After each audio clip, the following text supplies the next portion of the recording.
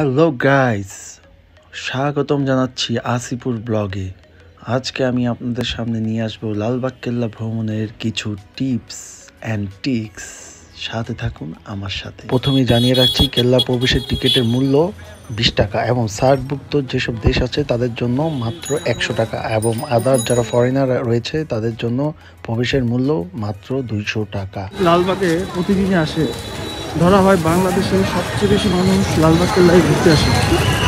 দেখতেই পাচ্ছেন কীরকম জ্যাম লেগেছে। বন্ধুরা যারা সকালবেলা ঘুরতে আসে কিংবা হাঁটাহাঁটি করতে আসে, এই লালবাগ কেল্লার আশেপাশে যারা রয়েছে তাদের জন্য প্রবেশের মূল্য মাত্র 2 টাকা। এই জিনিসটি অনেকেই জানে না।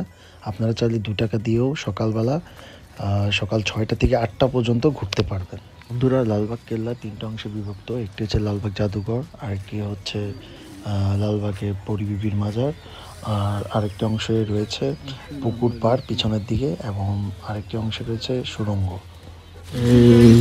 এইটাতে একটু ঘুরে দেখি, আমরা যেদিকে যাচ্ছি এই দিক বরাবর কেল্লার গুহা রয়েছে। আর আরেকটি ইম্পর্টেন্ট জিনিস এটা আপনাদের দেখাতে যাচ্ছি, এই যে এটা যেটা দেখছেন এটা হচ্ছে পরিবিবির মাজার। জুম করো। কেল্লার পরিবিবির মাজার। জায়গাটা অনেক সুন্দর। আসলে আপনাদের দেখাই, সকালবেলা সবাই অনেকটা ব্যায়াম করতে নামে অত্র এলাকার লোকেরা। দেখুন, এটাই পরিবেশের মাজার, এই সেটি গুহা।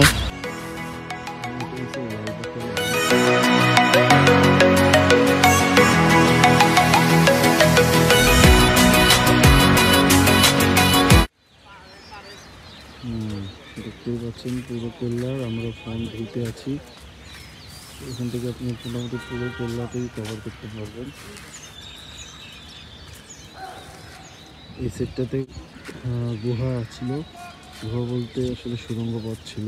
পুরা কেল্লার এই উপরের অংশে এসে আপনি এক নজরে পুরো কেল্লাটি দেখতে পারবেন। দেখুন, মসজিদ দেখা যাচ্ছে, এর পাশে পরিবিবির মাজার এবং তার পাশে লালবাগ জাদুঘর এবং এর পিছনে রয়েছে একটি পুকুর।